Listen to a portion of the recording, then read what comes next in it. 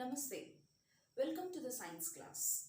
Today we'll be learning about our environment. What do we see around us? We see different types of plants, different types of animals which are different in shapes and sizes. Not only that, we also see the different types of non-living things also. Yes?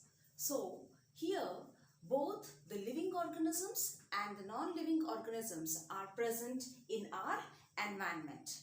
They make up the components of environment. All the living organisms include plants, animals, and even microscopic organisms. So, here the plants are the organisms which help the animals in their survival. In the same way, plants are also dependent on the animals. Other than that, these plants and animals are also dependent on the microorganisms also. So what are these microorganisms? These microorganisms are the organisms which are very tiny and are not visible through the naked eye.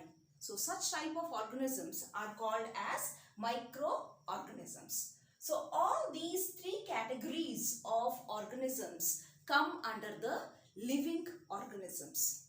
Now, these living organisms are dependent on the non-living things. Children, can we live without air? Air is a non-living thing. Yes? Can you just imagine life without water? Water is a non-living thing. Difference in temperatures also affect our living status. Other than that, light is also very much essential for us. So, and even soil is also very essential. Without soil, the plants cannot grow, and we are dependent on plants. So here, when we see in an environment, there are many different components which are coming under either the category of living or the non-living. So basically, the components of environment can be divided into two categories, that is biotic and abiotic. So what is biotic? Bios itself means living.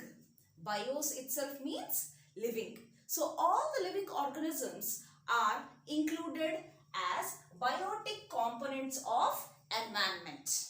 Okay. So in this we will be having the plants, the animals, and also different types of microorganisms.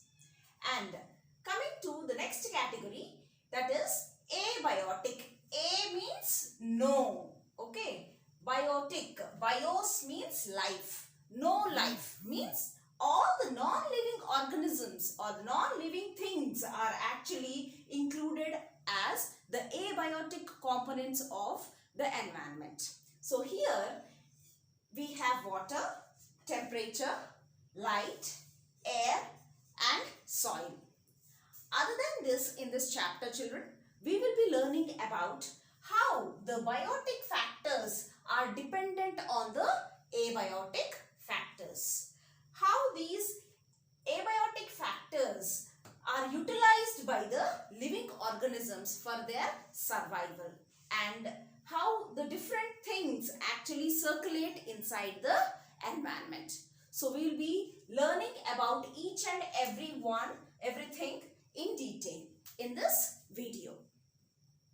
Now, let us come to the biotic factors. First, we will be learning about the plants. So here, the plants, the green plants are called as the producers. Producers means they actually make their own food. That is why they are called as producers. So, the green plants actually make their own food by the process of photosynthesis.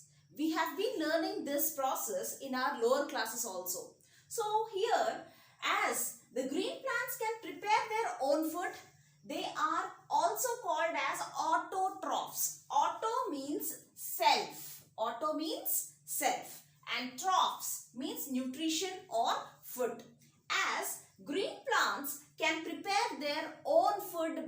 themselves. Okay, so that is why the green plants are called as autotrophs. Now, how do they make their own food? By the process called as photosynthesis. Now see here children, the word photo. Photo means it is light. Photo means it is light. Okay. Synthesis. Synthesis is to make or to prepare. To make or to prepare. So, these green plants, they utilize the light energy to make their own food. That is why this process is called as photosynthesis. Now, here I just have shown you the pictorial representation of this whole process. By learning this diagram, children, you can tell what is photosynthesis. Now, in this you can see a plant, yes, okay, and you can also see sun, which is actually providing light energy to the plant. Now, this is a green plant in which the green color is due to the presence of a special pigment. Pigment means it is nothing but a coloring agent. Okay. So, that pigment is called as chlorophyll. So, this is present mostly in the leaves and to some part even in the stem also. So, this chlorophyll is the green pigment which is responsible for the green color of the plants. Now, here this green plants, they take light from the sun, okay, they absorb light energy from the sun, and from the air they take carbon dioxide. What is the symbol of carbon dioxide? Capital C, capital O and suffix as 2. Yes, okay, so it is carbon dioxide from the air.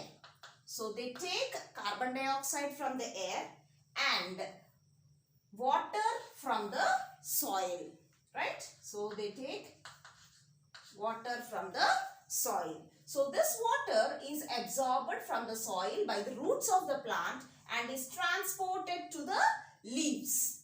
Okay. So, here light is there, carbon dioxide is taken and then water is also brought to the leaves. So, in leaves, as we know already, this green pigment, that is nothing but chlorophyll, is already present.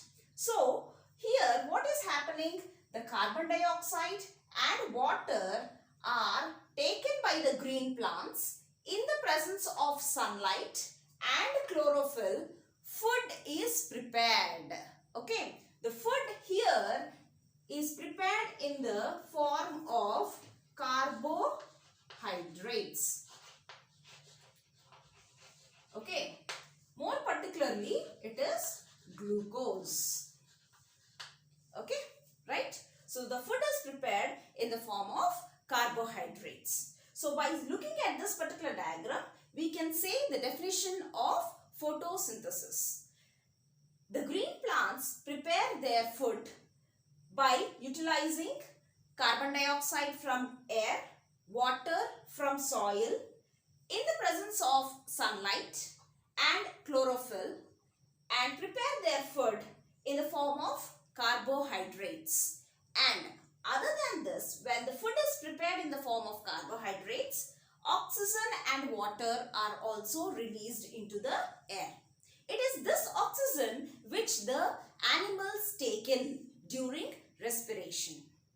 So this is how we are actually dependent on plants. So this is a process of photosynthesis. Now, what happens when there is excess production of these carbohydrates? These carbohydrates are stored in the form of starch. So, all the fruits and vegetables which we get, either it is in the form of glucose or the excess food is stored in the form of starch. So, this is about the process of photosynthesis. The utilization of the light energy to convert the carbon dioxide into the carbohydrates is what is called as photosynthesis. As plants can prepare their own food, they are called as autotrophs, and they are the only organisms wherein they can prepare their own food. That is why they are also called as producers. Now, from these green plants only we get the food. In turn, from food we get energy, and we utilize this energy to do different metabolic activities. So ultimately, from where the energy to the plant is coming, it is from the sun. So here one very important thing is, sun is the ultimate source of energy. If sunlight is not there, plants also cannot prepare their own food. Yes, okay, and ultimately that food cannot be taken up by the other organisms. So here the plants play a very important role in utilizing the light energy and passing this food to the next, keeping the food available to the next type of organisms. So now we can represent this process of photosynthesis in the form of an equation.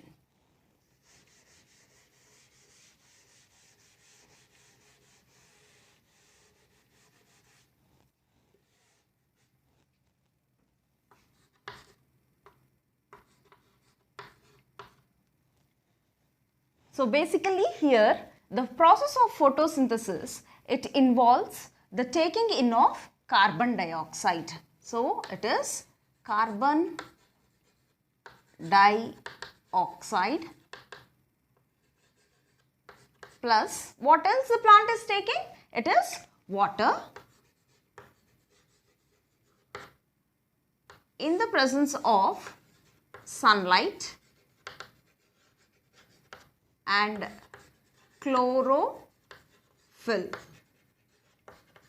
So food is actually prepared in the form of glucose and oxygen. So this is the equation of photosynthesis. At least by seeing this equation, we can easily define what is photosynthesis. So plants, the green plants take in carbon dioxide and water in the presence of sunlight and chlorophyll. They prepare their own food in the form of glucose, or rather you can also write it as carbohydrates, and release oxygen, right? So this is about the photosynthesis. Now let us know more about one more component of living organisms, that is nothing but animals. So how these different categories of animals are present and how we are actually dependent on these green plants, we will see. Now that we have learnt about how plants prepare their own food, now we will learn about one more biotic component, that is nothing but animals. These animals cannot prepare their own food, but they directly or indirectly depend on the green plants for food. So that is the reason why the animals are called as consumers. Consumers are the organisms which eat. Okay. So they cannot prepare their own food. They are not producers like green plants. So all the animals, let it be the tiny organisms or the large-sized organisms, whatever it is, the different types of animals directly or indirectly, they depend on the plants. Now again, depending on this criteria, the animals can be divided into different categories. These are herbivores, carnivores and omnivores. These herbivores are the organisms which directly feed on the plants. They eat only plant material. So here you can give the example like cow, buffalo, goat, etc. So all these organisms, they feed only on the plants. So they are called as herbivores. Okay. Now the next category is carnivores. So these carnivores are nothing but the flesh eating animals. The animals which depend on other animals for food. They are called as carnivores. They do not take plant materials as food. Now, there is one more category of animals, that is omnivores. Omni means all. They eat both plants and animals. So, these are the category of organisms or animals which are dependent on both the producers and also the consumers. Now here children, I have also written it as the primary consumer, secondary consumer and so on. Now we know that animals depend on plants. So here I'll just give you one small example, wherein for example this is a plant, okay, right? So this plant is actually eaten by what we say, you can go with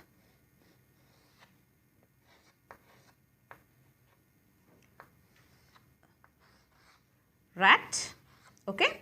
This rat, it eats this particular plant, okay, the grains of the plant and so on, okay. And this rat is actually eaten up by a snake.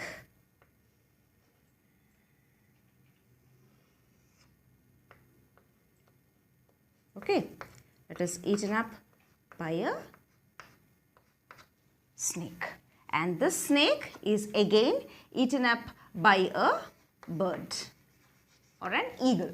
Okay, now here you see you have this rat which is eating the grains of the plant. That means it is actually directly depending on this particular plant. So plant here, it is a producer. Yes, okay. So it produces the food in the form of grains, and those grains are eaten up by the rat. So here the rat comes as the primary consumer. So here the rat is a primary consumer. Now on this rat, who is dependent actually? This snake. So this snake is the secondary consumer, and the snake is eaten by the bird. The bird is called as a tertiary consumer. So here you see mostly the herbivores come under the category of primary consumers. Okay, they feed on the plant materials. Okay, next the secondary consumers. It is the mostly the carnivores which come under this secondary consumers. That is, they feed on these herbivores for food.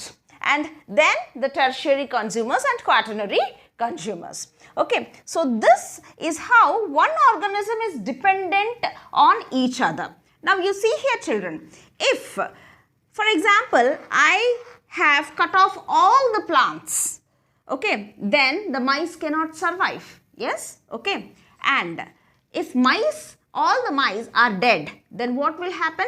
The snake will not have food and it cannot survive. Then all the snakes will be dead and the bird cannot survive. So here you see the bird, although it is not eating the plant material in this example directly, then also it is indirectly dependent on the plants for its food. Understood?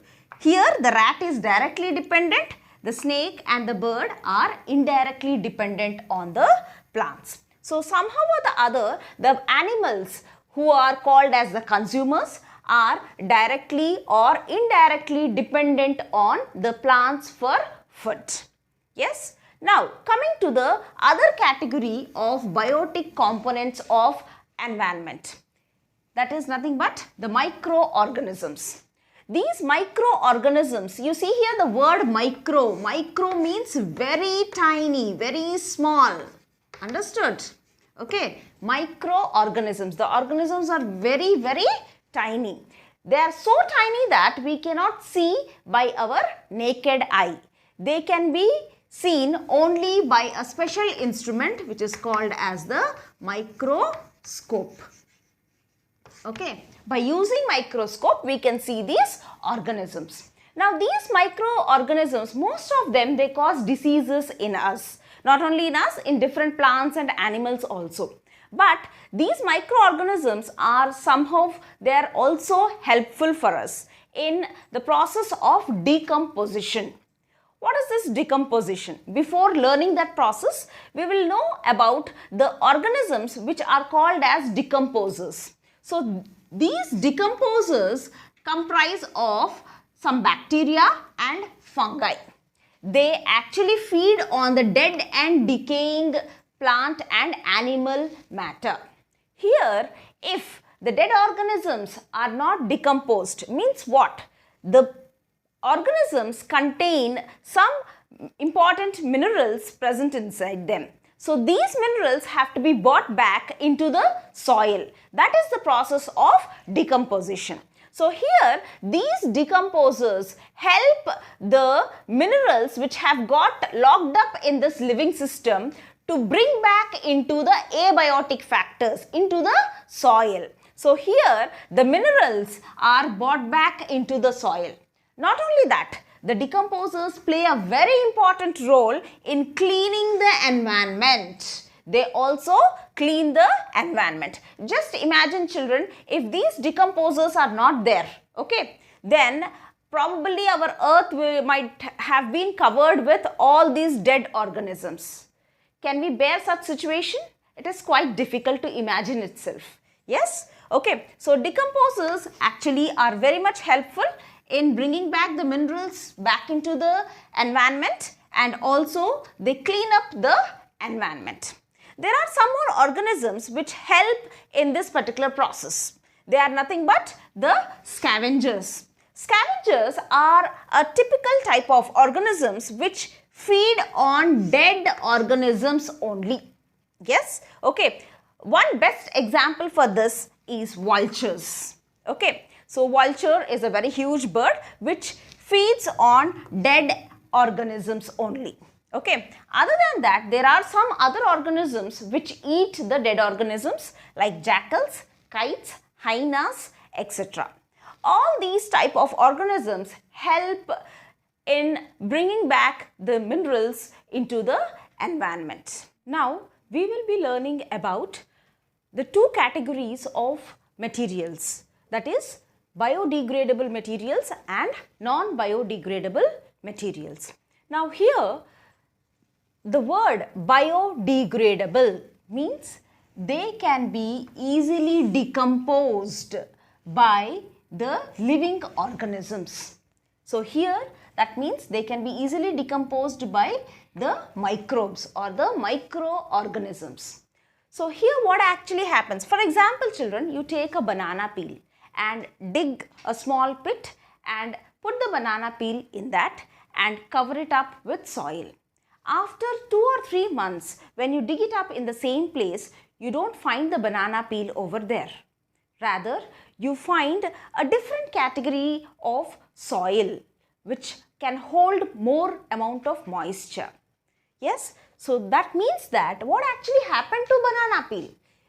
Due to the action of microorganisms, the process of decomposition has taken place and the minerals, the material which is present inside the banana peel has got brought back into the soil.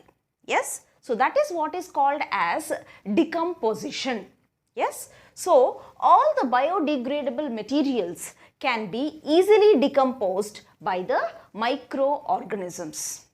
Whereas in controversy, the non-biodegradable substances, they cannot be easily decomposed by microorganisms. Here, for example, you take a plastic cover and dig up a small pit and put this plastic cover in that pit and cover it up with the soil. Now, in this case, after 2 months, if you just go there and dig it up in the same place, you find the plastic paper there itself unchanged. Yes, this plastic paper or the cover cannot be decomposed easily by the microorganisms. Yes, so such type of substances are actually called as the non-biodegradable substances. Now, here The biodegradable substances, as the minerals present in those substances are brought back into the soil, very easily it gets mixed up with the soil. That is why it doesn't cause any harm to our environment. The biodegradable substances do not cause any harm to our environment. But whereas the non-biodegradable substances do not change much. They are as it is. So, they cause harm to our environment. A very simple example. For example, if we are throwing away all the plastic covers here and there, okay, what will happen to them? They will either get flown away by the air or the water, and ultimately they get locked up in the drains. So, the drains get choked up over there and the whole drainage system gets ruined. Yes, so this is how and that is also one of the cause of maybe a cause of us being attacked by the diseases also. So here the non-biodegradable substances, they harm our environment. Yes, they pollute our environment. Okay, so the best examples for biodegradable substances are the vegetable peels, paper, cloth, wood, etc. Anything which is bought from the plants and animals are usually biodegradable. Okay, but whereas the non-biodegradable substances are plastic, glass, metal cans, aluminium foil, etc. All these come under the non-biodegradable category. Now we have been seeing that please reduce the use of plastic or say no to plastic, conserve our environment, you have to save our earth and all these things. Yes, it is all because of this non-biodegradable substances, right? So we should try to minimize the use of plastic, best to avoid the use of plastic. If possible, whatever things which we have, the plastic things which we have, we can try to reuse them. Yes, so here comes the 3 R's over there. Yes, first it is reduce, reuse or recycle. Yes, okay. So reduce the use of plastic. If possible, you can reuse. For example, many glass jars will be there. Instead of throwing them, we can use for some other purposes. Yes, so we can reuse them, or sometimes the plastic can be heated up and brought into some other shape and can be used as some other article. That is what is called as recycling. So this is one of the way where we can actually conserve our environment. Yes. Now, one best way is, that is nothing but separation and segregation of the waste. At home level itself or at the school level itself, we can do it very easily. We can separate these biodegradable and non-biodegradable substances into 2 separate bins, wherein their disposal becomes very easy. Now here you see the twin bin system. In our school also we have the green bins and also the blue bins. In green bins goes the biodegradable substances and in the blue bins goes the non-biodegradable substances. Now, here the biodegradable substances, mostly the kitchen waste or whatever it is, the vegetable peels, paper, wood, all these biodegradable substances, they can be put in a pit and then they can be covered up by the soil and slowly it is left like that, and slowly the microorganisms act on this particular biodegradable substances. It turns into a compost. We can actually fasten this reaction by adding red worms or the earthworms. This is what is called as the vermicomposting. So by using these red worms or earthworms, we can convert the biodegradable waste into an useful substance which is actually called as a compost simply, or even the vermicompost. Now this vermicompost is a very good and excellent organic fertilizer. Yes, okay, and it acts as a conditioner for the soil. If we grow crops in such type of soils, probably we will be getting more yield. So that is how nowadays we are going for this vermicomposting. And in this way, our segregation of the waste is also done, and even we are getting benefit from this vermicompost by having a good yield of crops.